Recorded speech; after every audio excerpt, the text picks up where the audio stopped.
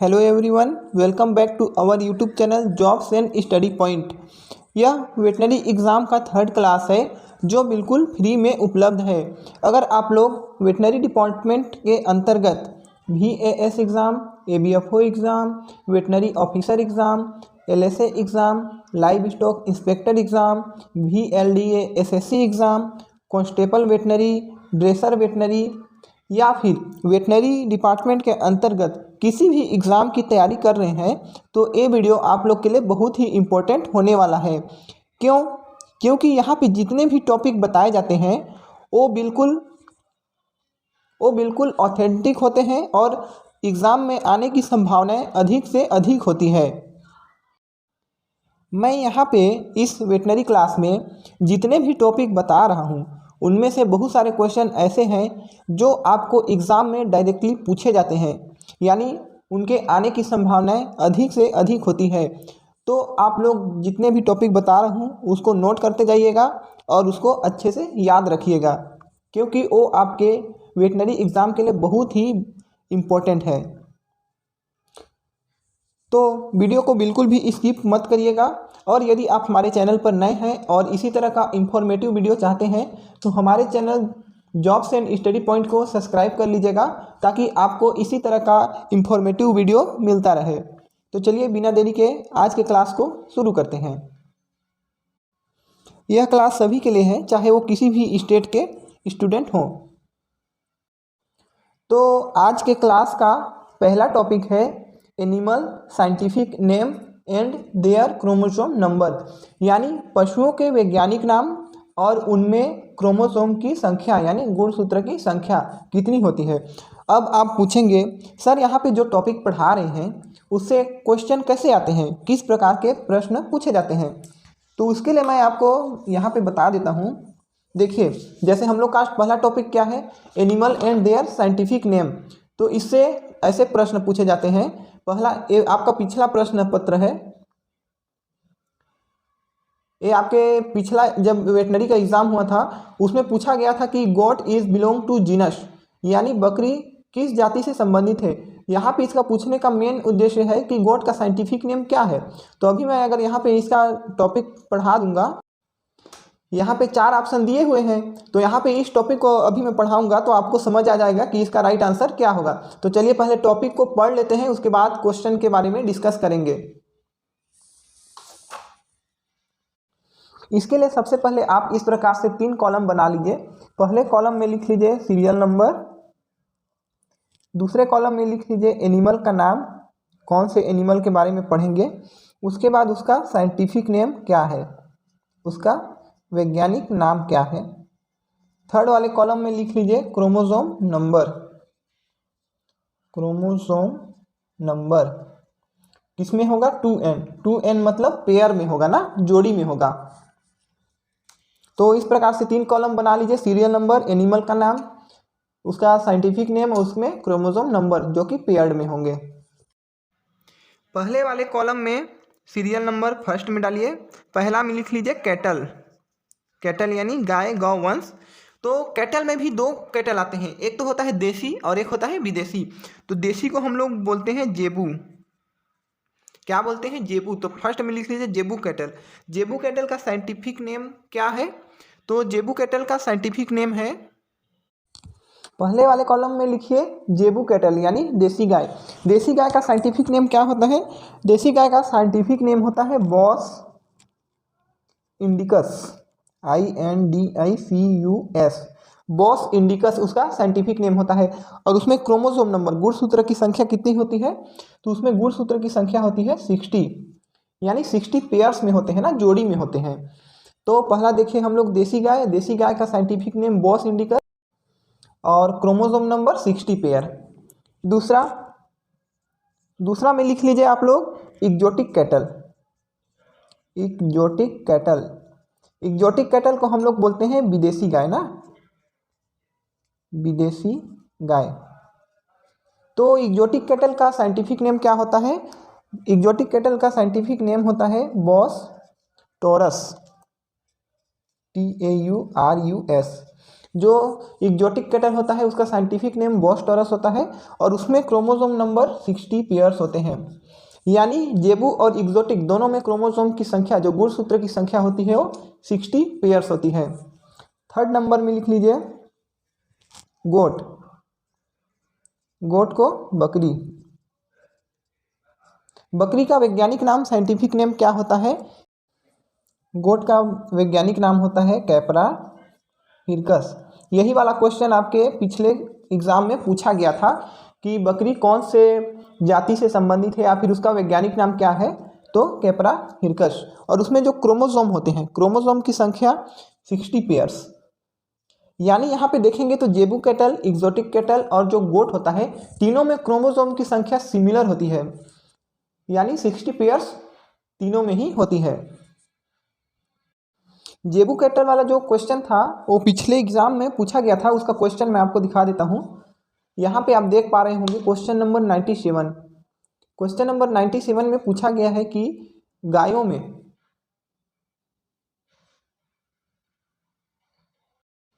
First में जो मैंने बताया कि गाय में गुणसूत्र की संख्या के बारे में, तो यहाँ पे पूछा गया था कि गायों में गुणसूत्र की संख्या कितनी होती है। यहाँ पे ये नहीं पूछा गया था कि एग्जोटिक है या फिर जेबू है, तो दोनों में सेम ही होगा। Number of chromosome in cow, यहाँ पे 4 ऑप्शन दिए हुए हैं, 60, 62, 64 एंड 54। तो अभी मैंने बताया कि जो गाय होते हैं उनमें जो गुणसूत्र की संख्या होती है वो कितनी होती है, 60 पेयर। तो यहाँ पे आपका राइट आंसर क्या हो जाएगा, 60, ऑप्शन ए। तो इस प्रकार से क्वेश्चन आपके पूछे जाते हैं। तो यहाँ पे जो भी चीज़ें बताई जाती है वो आपके एग्जाम पॉइंट ऑफ व्यू को देखते हुए बताई जाती है, तो इसीलिए आप लोग अच्छे से इसको पढ़िएगा। चलिए आगे चलिए आगे देखते हैं। चौथे नंबर पे आप लिख लीजिए सीप। रिवर बफेलो को वाटर बफेलो भी बोलते हैं और इसका साइंटिफिक नेम होता है बुबैलस बुबेलिस। और इसमें क्रोमोसोम की बात करें, गुणसूत्र की संख्या की बात करें, तो इसमें 50 पेयर्स क्रोमोसोम पाए जाते हैं। और एक होता है स्वाम बफेलो, जो कि कीचड़ में पाए जाते हैं। इसका साइंटिफिक नेम होता है बुबैलस कैराबेनेसिस। इसमें क्रोमोसोम की बात करें तो इसमें क्रोमोसोम होते हैं 48। इन्हीं दोनों में कंफ्यूजन होता है, जो रिवर बफेलो होते हैं और स्वाम बफेलो। तो इसमें याद रखिएगा कि रिवर बफेलो का 50 होता है और जो स्वाम बफेलो होता है उसका 48 पेयर्स होते हैं। नेक्स्ट लिख लीजिए पिग। पिग को हिंदी में बोला जाता है सूकर। तो पिग का साइंटिफिक नेम क्या होता है? पिग का साइंटिफिक नेम होता है सस डोमेस्टिकस। पिग का साइंटिफिक नेम सस डोमेस्टिकस होता है और इसमें क्रोमोसोम नंबर की बात करें तो 38 पेयर्स, यानी 38 पेयर्स क्रोमोसोम पाए जाते हैं। नेक्स्ट लिख लीजिए हॉर्स। नेक्स्ट है हॉर्स, हिंदी में घोड़ा। हॉर्स का साइंटिफिक नेम क्या होता है? इक्वस कैबेलस। और इसमें क्रोमोसोम की बात करें तो 64 पेयर्स। हॉर्स में 64 पेयर्स क्रोमोसोम पाए जाते हैं। नेक्स्ट है आपका, नेक्स्ट लिख लीजिए कैमल। कैमल में भी 2 होते हैं ना, इसको याद रखिएगा। एक होता है सिंगल हम्प और एक होता है डबल हम्प, यानी 1 कुबड़ वाले ऊँट और 2 कुबड़ वाले ऊँट। तो पहले हम लोग देखते हैं सिंगल हम्प्ड के। तो हम लोग अगर सिंगल हम्प्ड के बारे में देखें, 1 कुबड़ वाले, तो उसका साइंटिफिक नेम होता है कैमेलस ड्रोमेडेरिस। सिंगल हम्प्ड वाले का होता है कैमेलस ड्रोमेडेरिस। और उसके हम लोग क्रोमोसोम की बात करें तो उसमें 74 पेयर्स क्रोमोसोम पाए जाते हैं। अगर डबल हम्प यानी डबल हम्प 2 कुबड़ वाले ऊँट की बात करें तो उसका साइंटिफिक नेम होता है कैमेलस बैक्ट्रियनस। यानी डबल हम्प का होता है कैमेलस बैक्ट्रियनस। और उसमें क्रोमोसोम की बात करें तो उसमें भी 74 पेयर्स क्रोमोसोम पाए जाते हैं। यानी सिंगल हम्प और डबल हम्प दोनों ऊँट में 74 पेयर्स क्रोमोसोम पाए जाते हैं, लेकिन उनका जो साइंटिफिक नेम होता है वो अलग अलग होता है। नेक्स्ट है कैट, कैट यानी बिल्ली। तो कैट का साइंटिफिक नेम होता है फेलिस डोमेस्टिकस। कैट का साइंटिफिक नेम होता है फेलिस डोमेस्टिकस और क्रोमोसोम 38। नेक्स्ट है डॉग,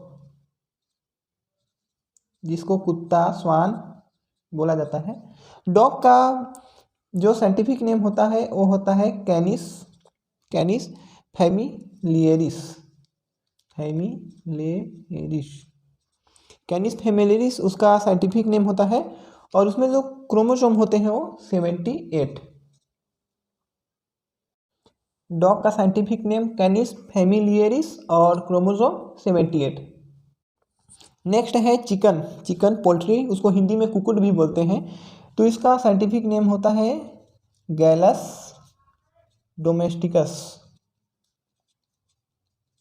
और इसमें क्रोमोसोम, चिकन कुकुट scientific name Gallus domesticus, chromosome number 78।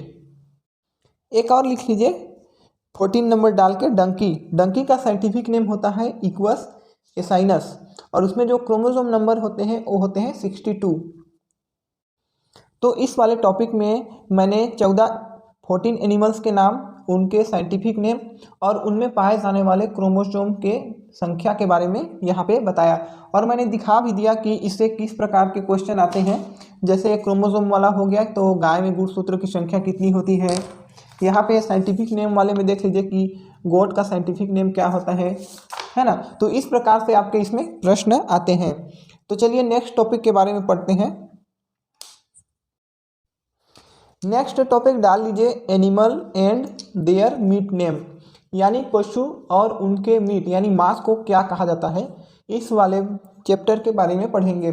तो इसमें मैं आपको क्वेश्चन पेपर भी दिखाऊंगा कि इस टॉपिक से आपके किस प्रकार के प्रश्न आते हैं। तो यहाँ पे 2 कॉलम बना लीजिए, एक में लिख लीजिए एनिमल और दूसरे वाले कॉलम में लिख लीजिए मीट नेम, यानी पशु और उसके मांस का, मीट का नाम। तो एनिमल वाले कॉलम में पहला लिखिए कैटल, कैटल यानी गौवंश, हिंदी में गाय भी लिख सकते हैं। तो जो गाय होता है उसके मांस को क्या बोलते हैं, तो जो कैटल होता है उसके मीट को बोलते हैं बीफ, BEEF, बीफ। नेक्स्ट लिख लीजिए बफेलो, नेक्स्ट लिख लीजिए बफेलो यानी भैंस। तो बफेलो के मीट को क्या बोलते हैं, बफेलो के मीट को कारा बीफ बोलते हैं या फिर इसको बफेन भी बोलते हैं, BUFFEN, बफेन। नेक्स्ट सीप, सीप यानी भेड़। जो भेड़ भेड़ी होता है उसके मीट को क्या बोलते हैं, तो उसके मीट को मटन बोला जाता है, मटन। नेक्स्ट गोट, गोट यानी बकरी, बकरी के मांस को क्या बोलते हैं, बकरी के मांस को बोला जाता है चिबोन, चिबोन। तो इसमें आप लोग कंफ्यूज नहीं होना, जो सीप होता है उसको मटन बोलते हैं, जो गोट का मीट होता है उसको चिबोन बोलते हैं। ये इजी है, इसमें कुछ नहीं है, बस आपको थोड़ा सा दिमाग लगाना है, थोड़ा सा समझना है और आपको ये याद हो जाएगा।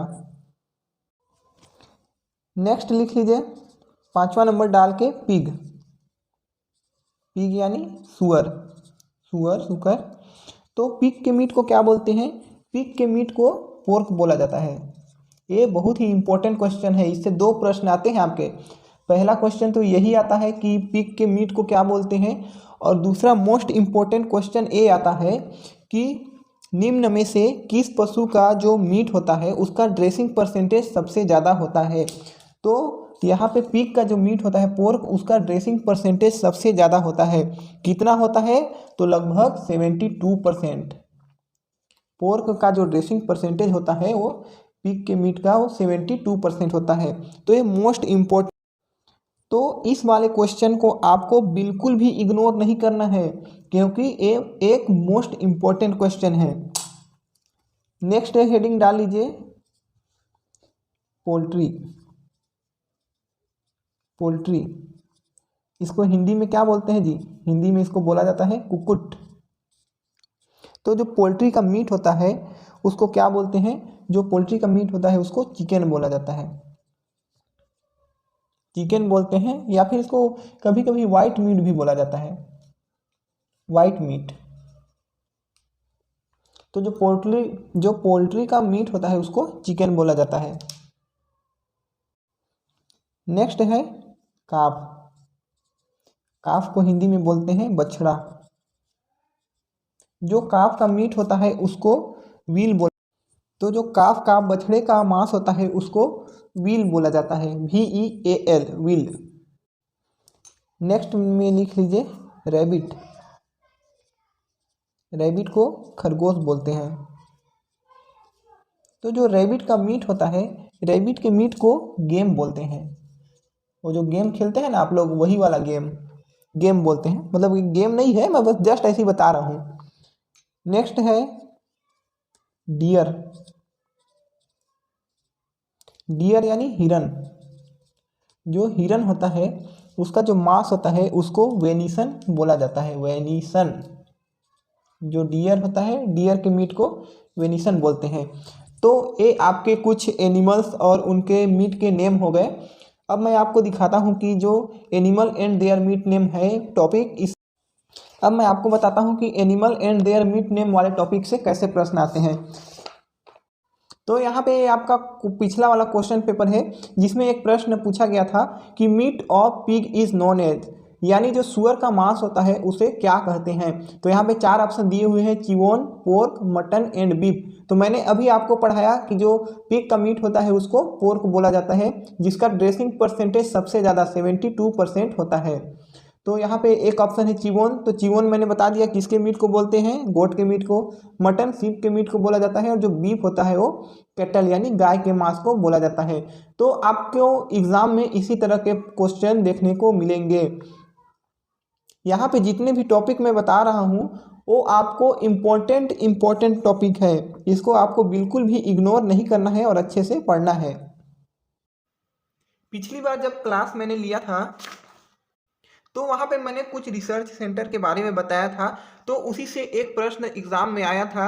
तो इसका जवाब आपको कमेंट बॉक्स में देखना है, देखते हैं कितने लोग पढ़ाई कर रहे हैं। तो यहाँ पे एक क्वेश्चन है कि राष्ट्रीय ऊंट अनुसंधान केंद्र कहाँ स्थित है।